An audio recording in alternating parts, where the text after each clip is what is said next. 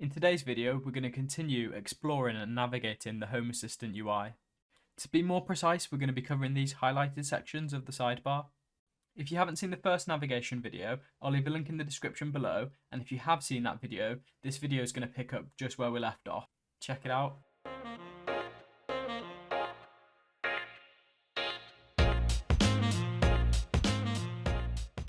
What's going on, guys? I hope you're all doing well.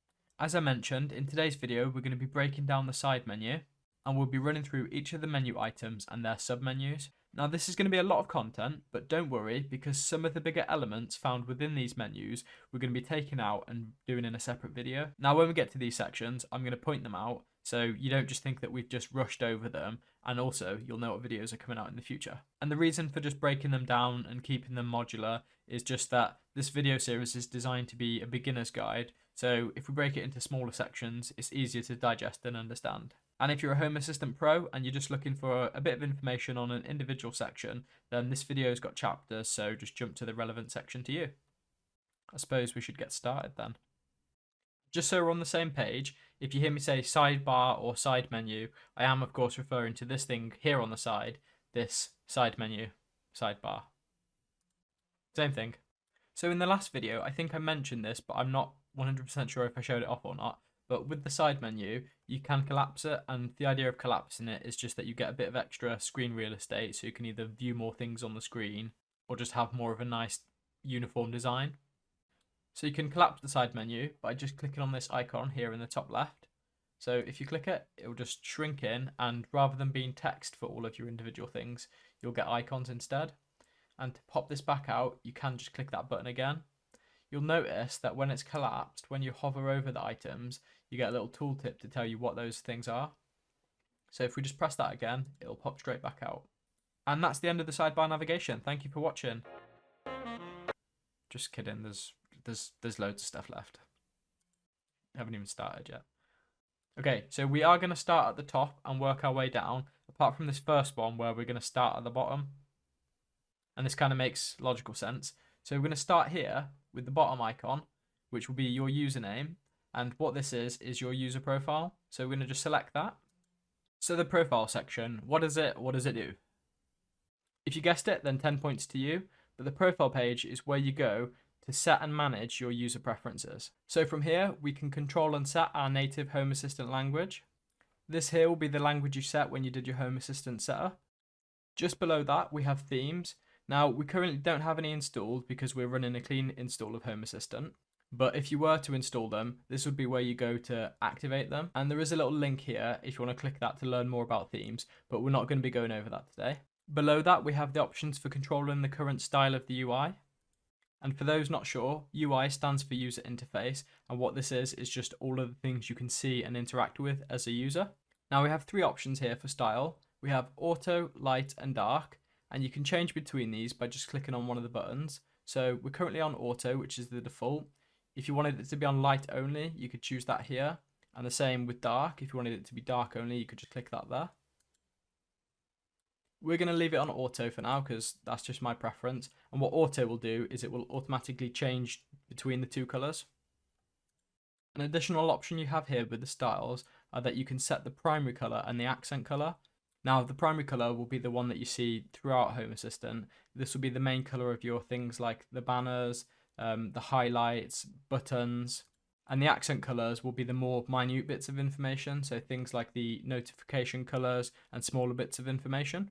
So have a play around with the styles and colours, see what works for you. You can easily change to the primary colour and the accent colour just by clicking on the colour and then selecting the colour you want. So let's go for a purple here and a nice green here. So now you can see that the banner and the highlights are purple and the smaller bits of information are now green. And don't worry about messing any of this up. You can click this handy little reset button here, which will revert it back to the default colours. If you're currently watching this and you're enjoying it, please hit that subscribe button. I'm currently working my way towards 1,000 subscribers and it'd be awesome to hit 1,000 in my first month of YouTube. Moving on then, we have an option here for the dashboard. Now, if we had multiple dashboards, we can choose the preferred default dashboard for this device. And what that means is that when Home Assistant loads up, whatever dashboard you have as the default will be the first tab that opens up. So as we only have the one, it's currently pointing to the default, so that would open up our overview dashboard here. But if we had multiple different ones, we could choose the one we wanted to open. Which also leads into the customization that you do on the device you're on is specific to that device. So say for example, I change my colors and theme on this computer now. My phone won't have those same customizations, and this allows us to create unique themes and styles for each device we're on. So for example, we could have a set theme for our PC, and then we could have a different one for our, say, tablet. And these customizations, as well as the themes and colors, also incorporate this dashboard. So whatever you set as the default dashboard will be specific to that device. And it also covers this next option here, which allows you to change the order of the items in the sidebar. So let's go ahead and do that. If we click edit now, you'll see that some of the icons start to wiggle. Now the ones that are doing the little dance, they can be drag and dropped and moved around. So let's just say we liked having our logbook up at the top. We could just grab that, and if we just drag it up, it's now swap places. Again, this customization could be useful on another device. When you're on a smaller screen, this menu gets pushed down. So you could drag something that you use more frequently, which is lower down in the menu, just drag that up to the top. You can also remove things from this menu by hitting on the little X next to the icon that's dancing. And if you do remove anything from this menu, you can get it back by just going into the settings and toggling it back on. Now you might have noticed a few there that aren't dancing, and these ones can't be moved about. That's because they're specific to Home Assistant and need to stay there. Once you're happy with moving things around, you can just click the done option at the top there. Next up, we have a little toggle to always hide the sidebar. So if you toggle this on, you'll notice that the sidebar's totally disappeared. The difference between hiding the sidebar and just collapsing it is that hiding it totally removes it from the page. So you can see here now we haven't got any of those icons along the side. Again, handy if you want that extra screen real estate. You can get this back by just clicking on the menu button in the top left.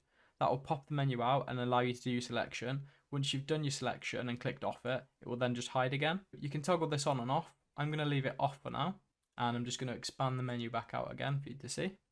You can enable or disable vibrate for the device that you're using, again just with this little toggle switch. If you have SSL enabled, you can enable push notifications here. Again, I'm not going to cover that in this video. Advanced mode, we're going to toggle this on. This is going to give us some extra customization features. We'll come back to this shortly, but if you want to know more information about this, there is another little learn more link here, so you can read up on that. Automatically close connection, that's kind of self-explanatory right here. Okay, and then there's keyboard shortcuts. Again, this is a preference one, so if you want it on, keep it on. If you don't, turn it off. There's two main shortcuts. There's the E key and C key. Pressing E will open up an entity list, so you can quickly activate and access an entity. So I'll just quickly show that. So we could press E, and then say we wanted to access our person entity. We could just click that there, or we could start typing it out. So if we click it, it just quickly jumps us into that person entity. As we've got a clean install of Home Assistant, we don't have that many entities, but a good example could be you could have a bunch of lights and you press that E key from anywhere in Home Assistant, start typing the name of that light, and then you can just quickly access that light and then customize and change the light's properties. If we click C, it's going to open up the controls, and what this one's going to allow you to do is to quickly jump to a set area within Home Assistant. So say we were somewhere else and we wanted to jump to the profile without using the menu, we could just start typing profile and you'll see it pop up here, navigate to profile. We could just click that and it's going to jump us straight into our profile.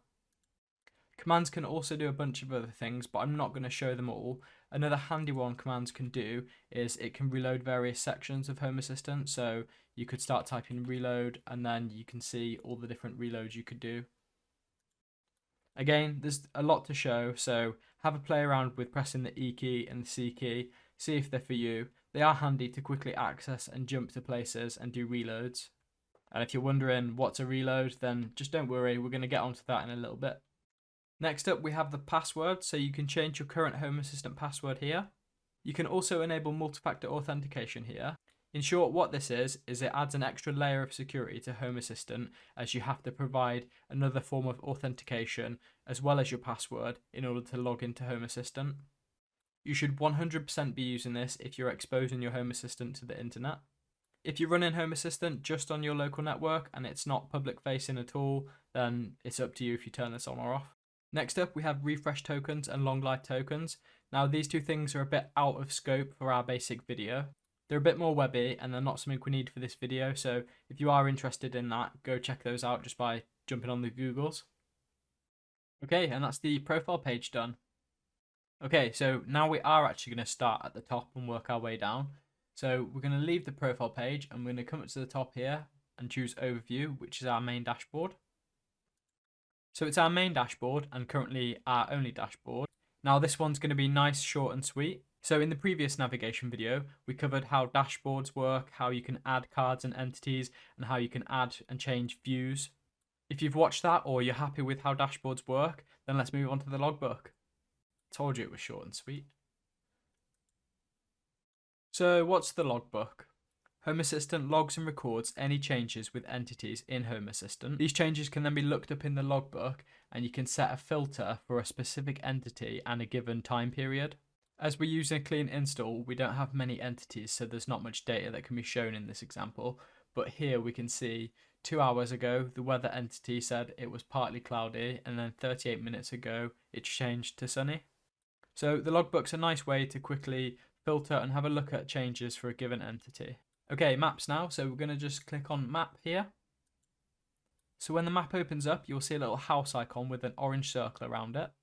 And what the house represents is the location for where your Home Assistant is, and you set this right at the beginning of the setup of your Home Assistant. So with the map, you can use the middle mouse button to just zoom in and out by scrolling backwards and forwards. You can also use this icon in the top left here, the plus and minus, to zoom in and out.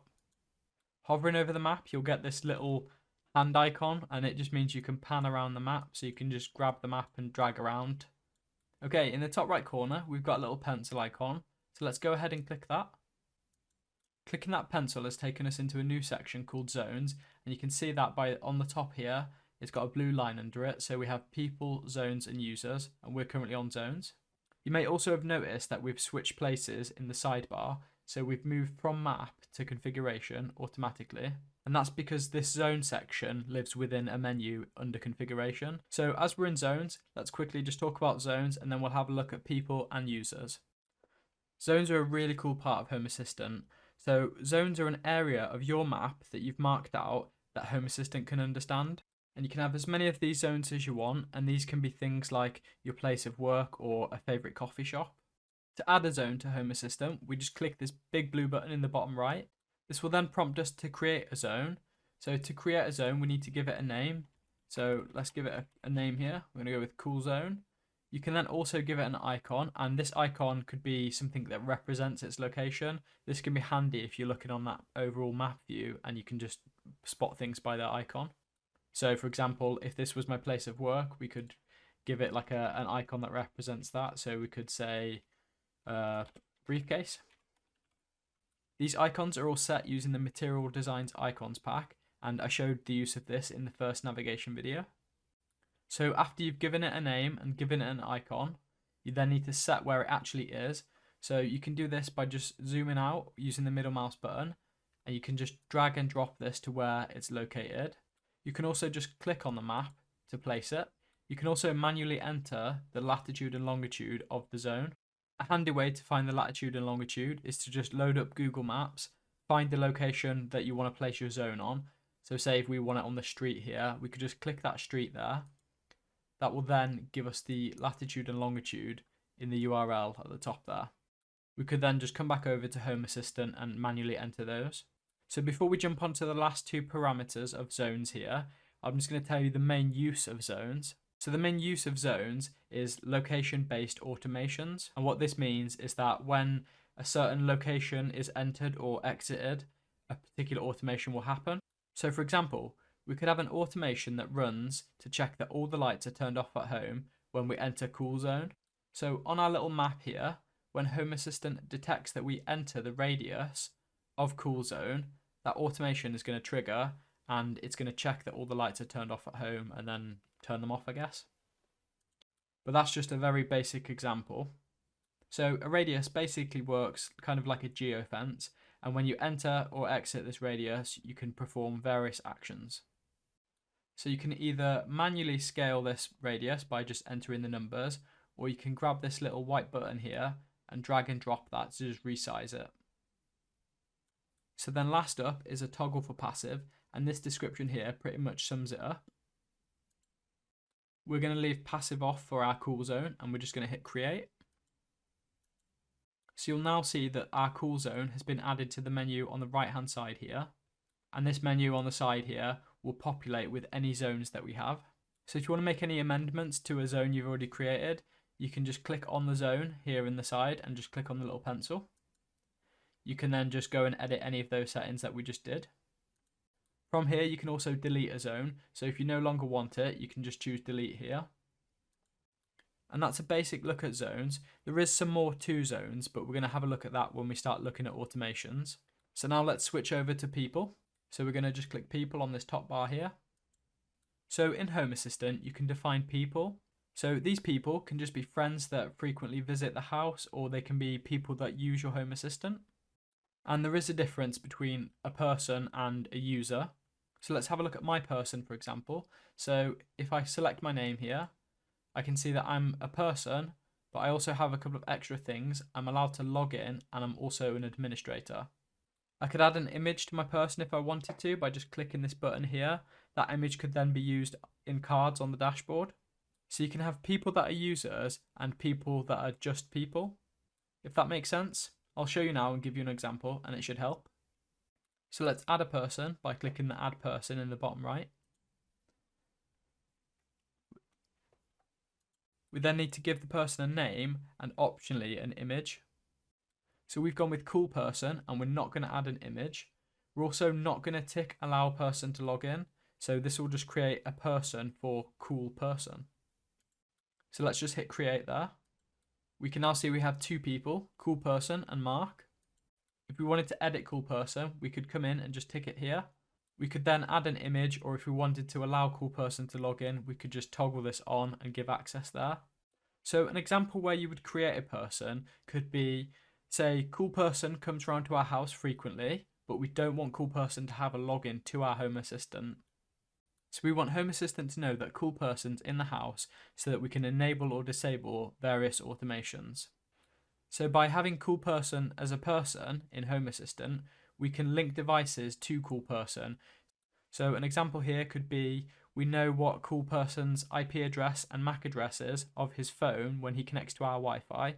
So we could link this device to him. So we could track this device and link it to him, and then we could create automations based on the person. I hope that kind of makes sense. If it doesn't, don't worry. We'll look at this again when we start having a look at automations. And you'll just be like, oh yeah, cool person is cool. Okay, then on to users. So at the top, we're just going to select users. So users are people that are allowed to log into Home Assistant. So they'll have a username and a password. So by default, you'll have two users. One will be Has.io and the other one will be yourself, which is the owner. So we could come into users here to add new user accounts for other people in our house. We do this by just hitting the big blue button in the bottom right again and click add user. We can then fill in a display name, username and password for that user. We can also toggle on and off whether this person's an administrator. If you mark the user as an administrator, they'll have full access to view and see everything. If they're not an administrator, they won't be able to see certain dashboards and views that are marked up as administrator only, and they also won't be able to view certain integrations which you need an administrator and account to view. So that's a brief look at people, zones and users. If some of those parts like the zones and people don't seem to make a lot of sense, then don't worry, they will make so much more sense when we actually look at automations. So that's map done, which comes under configuration, so it's weird. So we're going to go back up to the top, and now we're going to look at history. So history is a bit like the logbook, except you get a graphical view. You have the same filter at the top where you can set a start date, end date, and choose an individual entity. Again, with the whole clean instance, we don't have much history here, but if we have a look at the weather one that we looked at with the log, we can see here it was partly cloudy. We can get a visual representation of how long that was, and we can also view the timestamps on that. So it was partly cloudy and sunny. We can also see some history on cool person that we just created. So if we hover over that, we can see when he was created and his current state. And that's basically history. It's kind of like a graphical view of your entity history. Okay, so we're going to wrap this up here, guys. We're going to quickly have a look at the media browser, and then we're going to take a look at the rest of the content in the menu in a separate video. Now, this works out quite nicely because the remaining items are quite bulky. Okay, let's hop on over to the media browser and we'll have a quick skim through it. So the media browser allows you to store things on your Home Assistant and browse it with this nice little media browser, hence the name.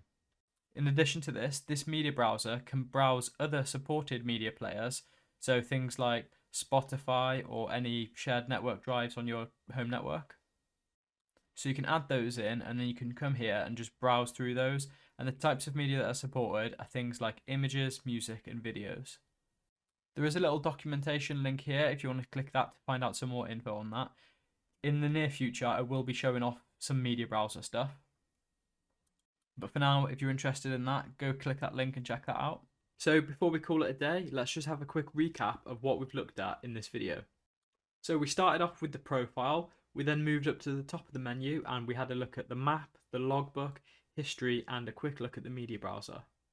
The idea behind this video is to just create a beginner friendly look at the Home Assistant user interface, so we just navigate around, take our time and just figure things out.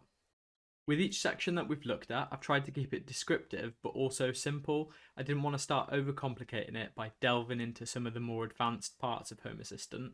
So if you are still a bit unsure of some of the areas that we've gone over, mainly zones and people, then don't worry, they will become clearer once we get onto automations.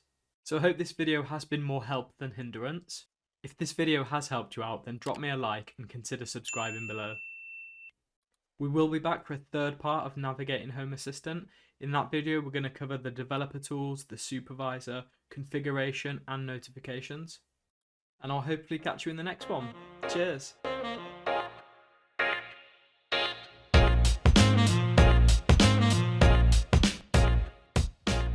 Don't worry, because some of the bigger if you guessed it, then 10 points to you. But the profile page controls and control. Next up, we have refresh tokens and long life token. So zones are a really cool part of a Home Assistant.